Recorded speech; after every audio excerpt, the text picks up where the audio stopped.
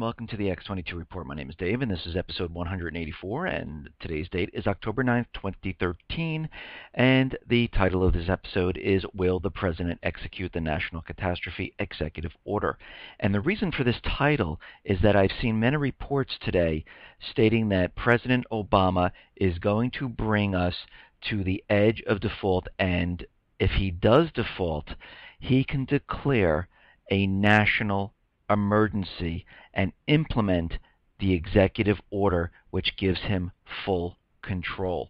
And I will go through this a little later in the report, but let's get through the economic collapse and what we're seeing. We're going to go out to Spain right now, and what we're seeing out in Spain is that the austerity program is really having a huge impact on the children. The cuts are leaving children in child poverty. They have malnutrition, and there is inadequate housing for these children. And we can see these countries are not in any type of recovery. I know in the Eurozone and in these countries, the government officials are out there telling us that they are in recovery and they're doing a lot better, but we see differently. We see that the high unemployment is really having really having an effect on the people in these countries, and the austerity that these countries are implementing are having an effect. I mean, there are cuts in social and health and educational budgets have led to a worrying growth of family poverty in Spain. And we can see not just in Spain, but in many countries in Europe, like Italy. Pretty much the good life is no longer achievable for millions of Italians. Italy is the third largest Eurozone country, and it is in dire straits. The public debt has ballooned to well over 130%. The youth unemployment is virtually at 40%. There are no jobs in Italy. Public debt is out of control, and people are having major problems. And we just talked about Spain. Spain's unemployment right now is at 26.3%. The youth unemployment is approaching 60%. That means those young adults that are between the ages of 16 and 24 do not have any type of work. The public debt has gone from fairly modest 30% in 2007 to well over 90%, and it is approaching 100%. Portugal, it's a smaller Eurozone country in the Mediterranean, and it has been bailed out by the rest of the Eurozone, and they have big problems also. Their public debt is around 128%. Unemployment hovers around 16.5%, and it's completely unsustainable right now, and their youth employment is at 42%. The European nations are in shambles. I mean, if we look at Cyprus, we look at Greece, they have higher unemployment rates than most of these other countries. They have been bailed out many times. Cyprus, as we know, has done bail-ins and bailouts, and we are seeing that things are not getting better in the Eurozone. And the Eurozone has close to 20 million people unemployed right now. And these people require food, housing, medical care, and they are just not getting what they need because the governments are pretty much broke, just like in the U.S., and they can pretend that everything is fine. But if you notice, I just want to bring up this one point. If you notice in the U.S. government, we're talking about this whole debt ceiling. They're talking about Obamacare, defunding it. They're talking about everything except what the real problem is.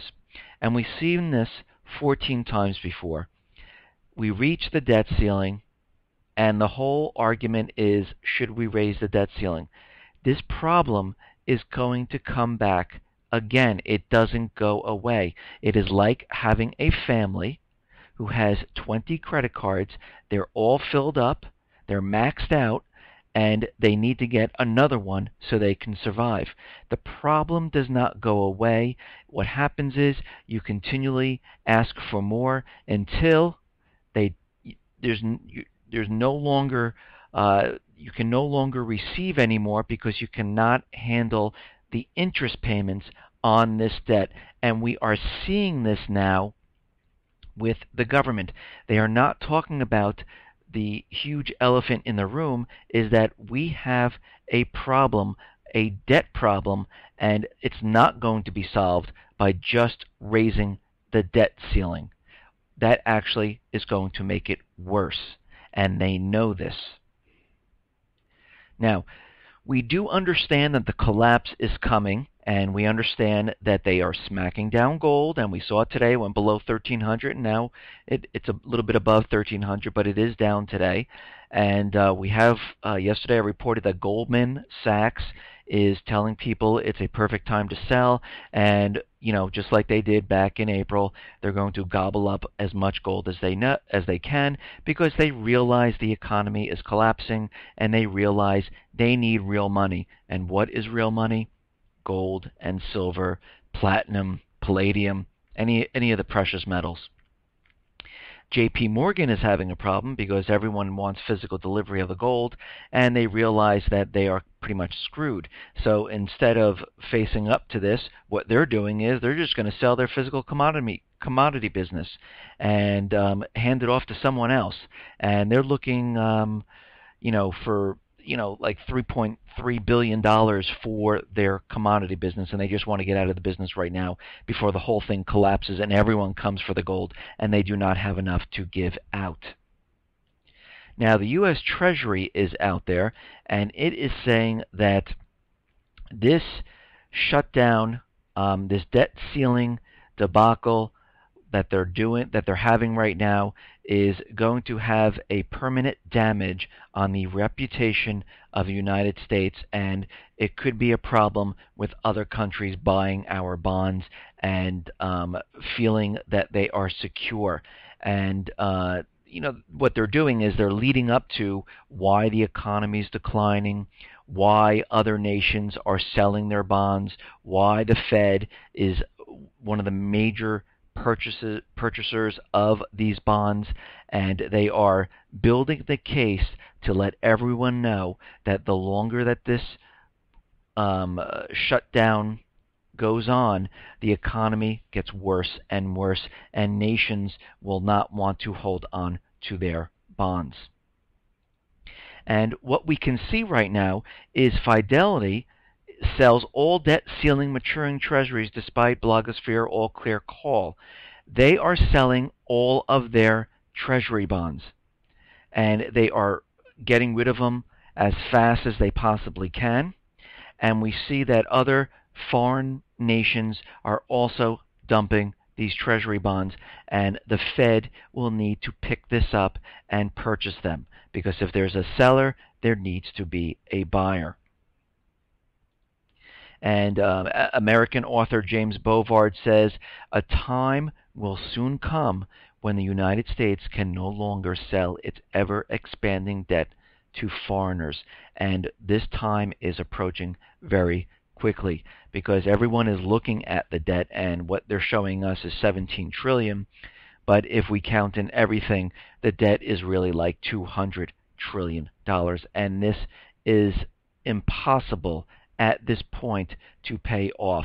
The tax revenue that the government brings in from all the unemployed and underemployed people makes it impossible to use that money to pay off the debt. Yeah, they can pay off the interest and keep it going, but it's like a family that has 20 credit cards and they're just paying their minimum amount each month, which is only the interest.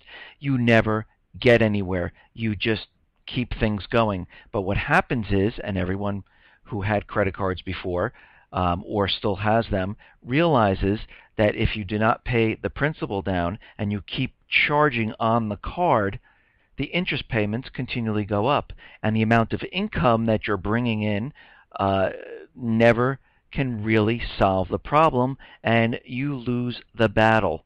You cannot continually do this.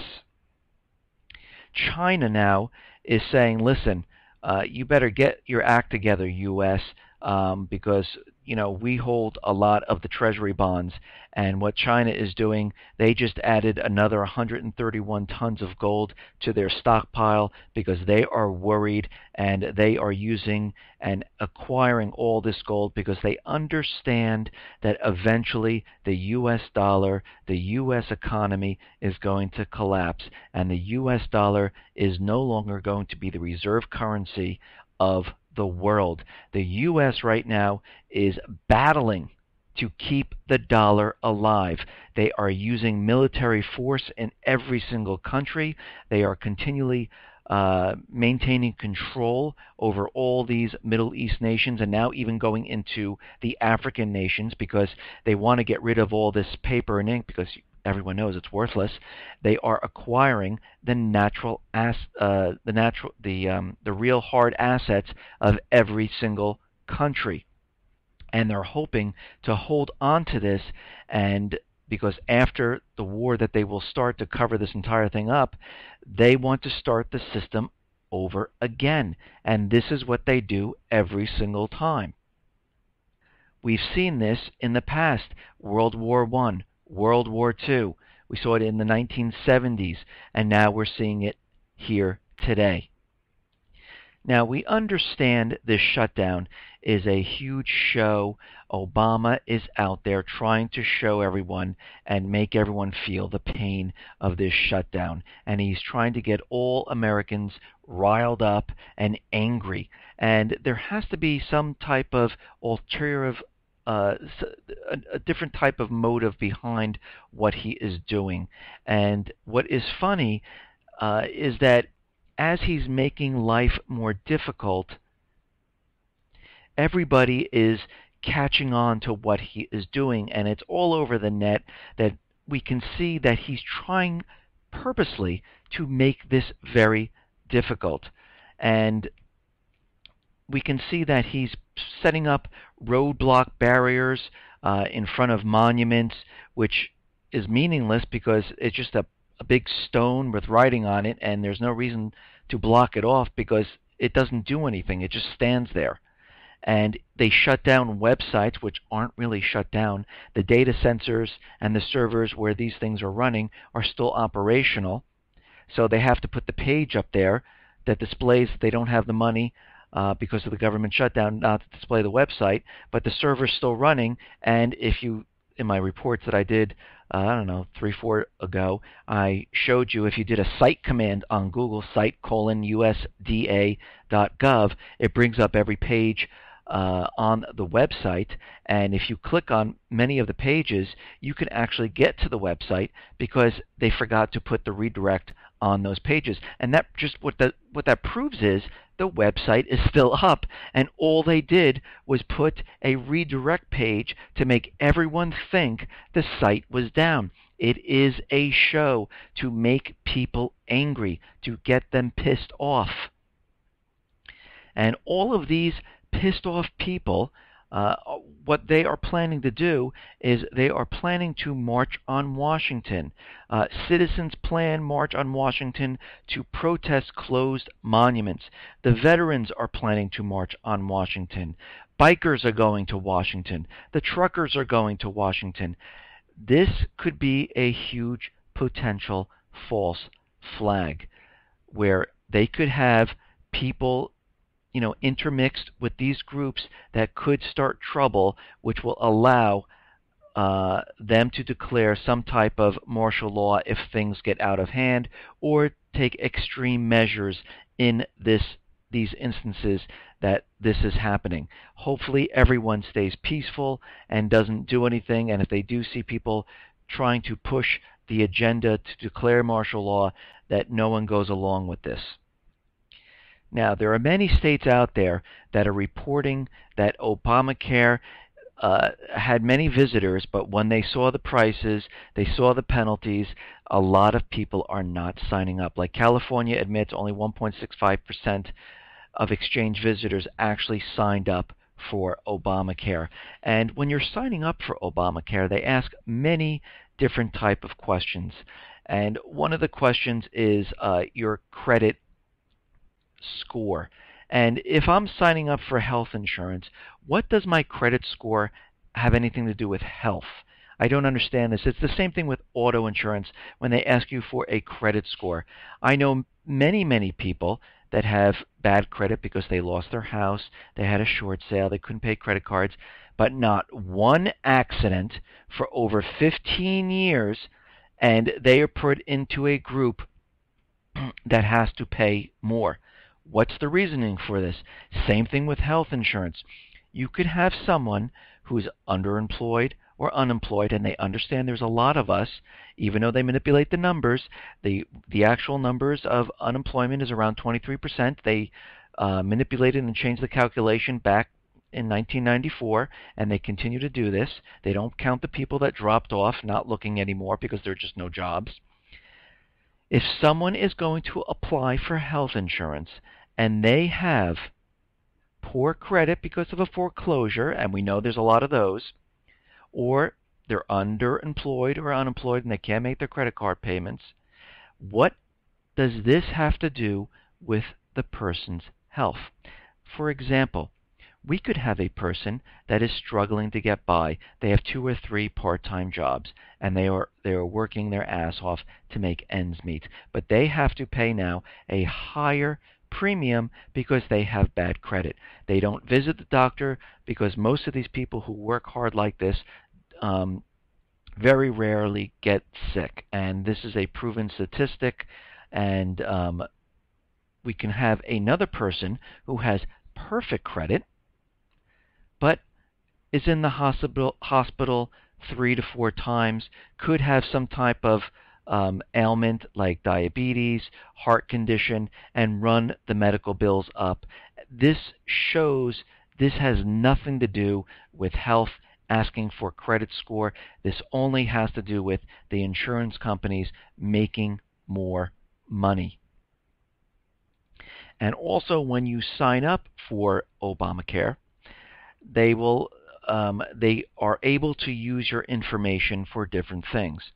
And this goes on to say that regarding personal information submitted with an application for those users who follow through on the sign-up process all the way to the end, the policy states that all information to help in applying for coverage and even for making payment will be kept strictly confidential and only be used to carry out the function of the marketplace. There is, however, an exemption. We may share information provided in your application with the appropriate authorities for law enforcement and audit activities. Now, you are giving them a lot of information. They are recording all your information. It is going into one database. And I'm going to tell you right now, with or without your permission, they will spread this around wherever they want. They do not care. We already see the NSA is spying on every single person, and your privacy is out the window. And this goes on to say, if you send an email, we use the information you send to respond to your inquiry. Email correspondence may become a public record. As a public record, your correspondence could be disclosed to other parties. So what they're saying is, you don't have any privacy with using this system. We will use your information for whatever we want, and you have nothing to say about it. The other thing with Obamacare is that there are certain guidelines that you need to follow, and families where a mom is not yet 21, they can go in and do a home health visit to your house.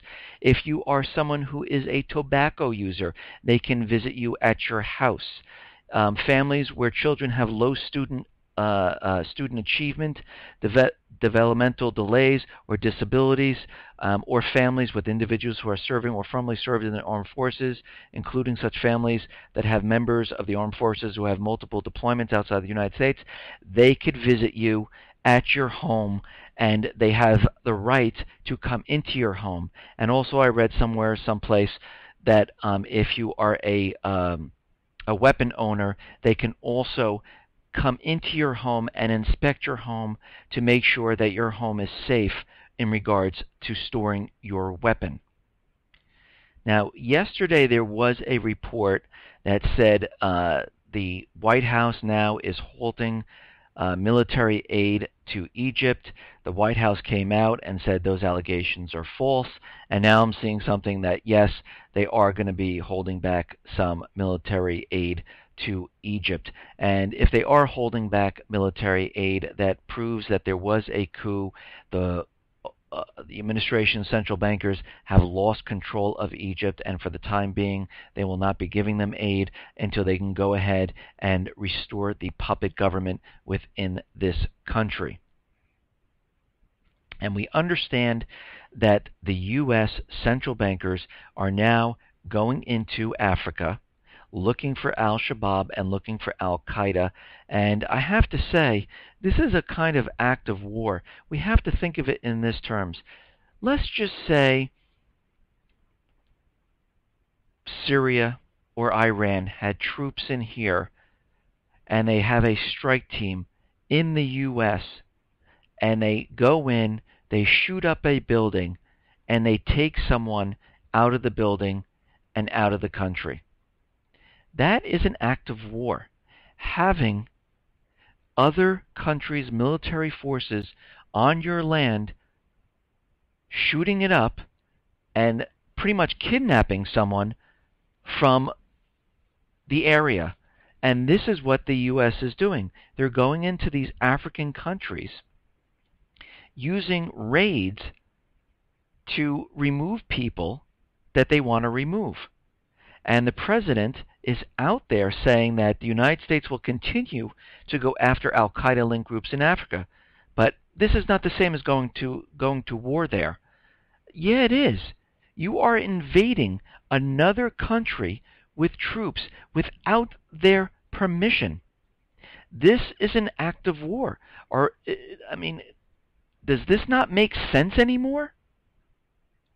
Now, talking about war, we understand that the U.S., Russia, Syria made a deal, and Assad is removing the chemical weapons, and the UN inspectors are in there. We also understand that Susan Rice, and this is what I reported on a couple weeks ago, that in the resolution it stated that the government has to follow the regulation, and the U.S. cannot go in and strike the government. And she made it a point to say it had nothing to do with Assad as the individual. And I believe this is what they're going to use as wiggle room to get Assad.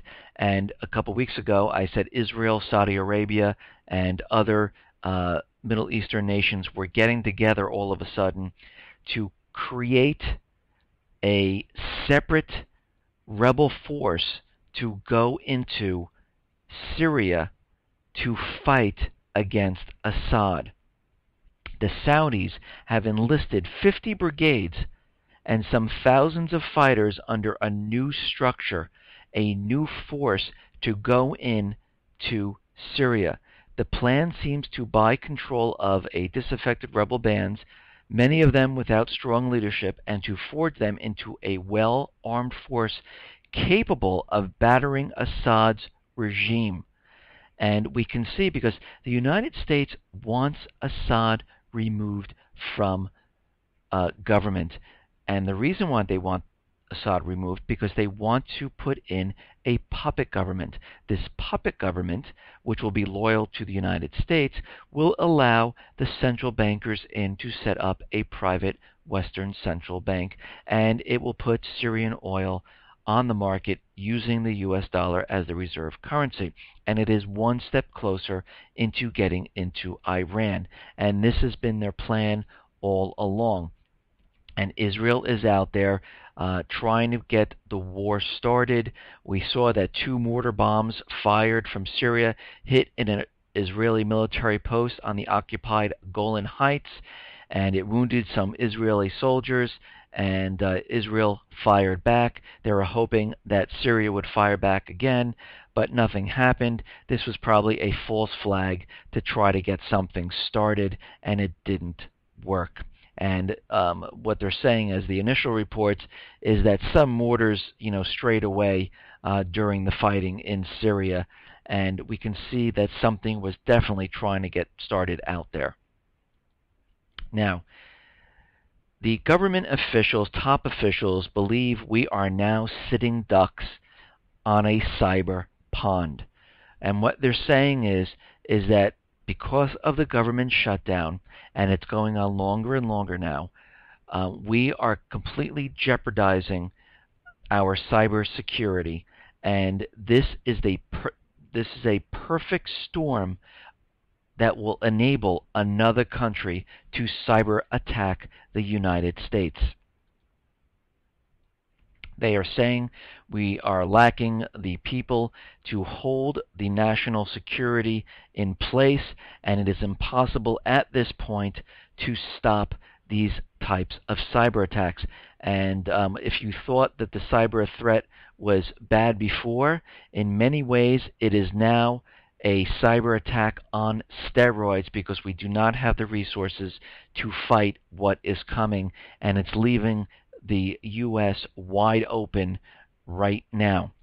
Now, in Arkansas, we saw that the power grid was sabotaged. 10,000 people went without power, and there was a blackout on Sunday. The FBI said this is a third attack in recent weeks, and they brought down some power lines, and they knew exactly what to do to create this power blackout. And there was a message saying, you should have expected us. And what this leads me to believe is this is going to be leading up to the major attack on the power grid. Now, the power grid could be attacked by a cyber attack or a physical attack. This was a physical attack on the power grid, and they were able to bring down the grid and leave 10,000 people without power. And we do understand there is a power grid drill coming up in November, and this could be the time frame. It might not happen exactly on that day, but we, in looking at the whole situation, it could come anywhere in that area. It could come after it, right on that day, but they are definitely getting everything prepared for some type of power grid failure, some type of false flag event to bring all of this together. And what better way to do this is allow the American people to get really pissed off at the government, which will just add to what is going to happen.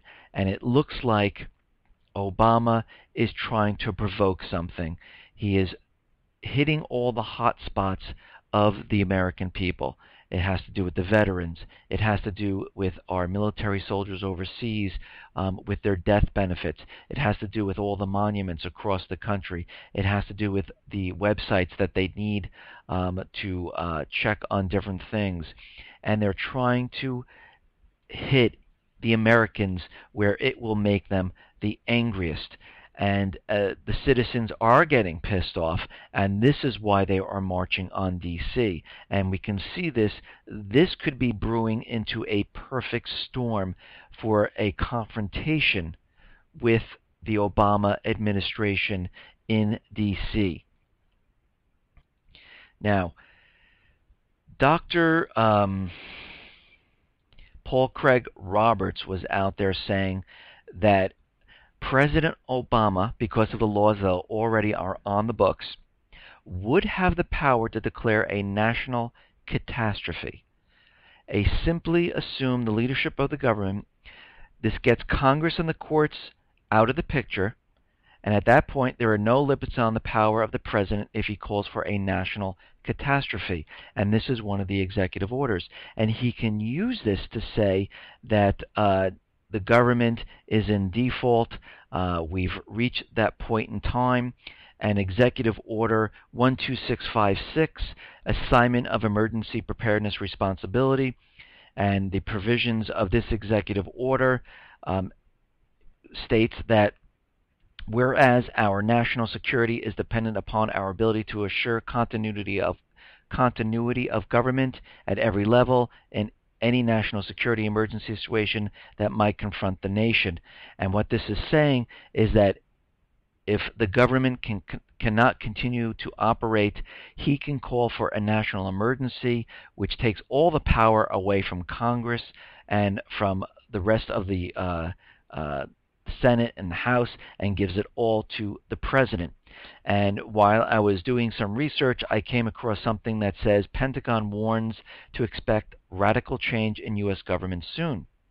A high troubling urgent bulletin issued earlier today by the Ministry of Foreign Affairs states that it has received information from the main intelligence agency warning to expect a radical change in the government of the United States, possibly within the next fortnight, which is like 2 weeks, based on information they have received from a highly placed sources within the Pentagon. According to this bulletin, intelligence assets were notified by their Pentagon counterparts this past week that President Barack Obama is preparing to invoke the powers given to him under this executive order. And we can see that if this does happen, he will have sole power, and I believe it's for a certain period of time where he does not have to consult with Congress. He can up the debt ceiling by himself. He can declare martial law. He can create and do things without the Congress without going to them. I mean, he's been doing it anyhow pretty much if you really look at it, but it will enable him to do whatever he wants. And now we have to look at this big picture because we understand that there is a false flag event coming. We understand that they want to get everyone under their control, and they are losing control. Is this plan set up to bring us down to right where the default happens and let it happen, and the president will then enact the executive order to declare an emergency and take full control? I mean, if you look at the president's actions, he is completely stonewalling at every turn. And the House just wants to negotiate with the president. And we'll have to see how this plays out, because at this point in time, and again, I don't have a crystal ball, but when you look at everything all the information that's coming in, we are seeing something, and a picture is being painted of something happening, because we look at what he closed down. He closed down all the things that Americans care about, but left other things open that they could have closed down, like maybe the golf course that he plays golf on, or how about the congressional gym that the senators use? Why did they close that down? Well, that doesn't affect the American people. They closed down the things that affected the American people. The veterans are getting pissed off. The military's getting pissed off. People who want to see the monuments are getting pissed off. People are going into Washington to protest. This is building up to something. We're having the initial protests starting this week. The truckers, bikers, veterans, and people are all heading towards D.C. We are getting close to that October 17th date, and I understand that they pushed a little bit further because what they've done with Treasury bonds to make it go further, and we can see that something is definitely coming down the line. Listen, everyone, thanks a lot for listening. Be well, be safe, and especially be prepared. Thanks a lot.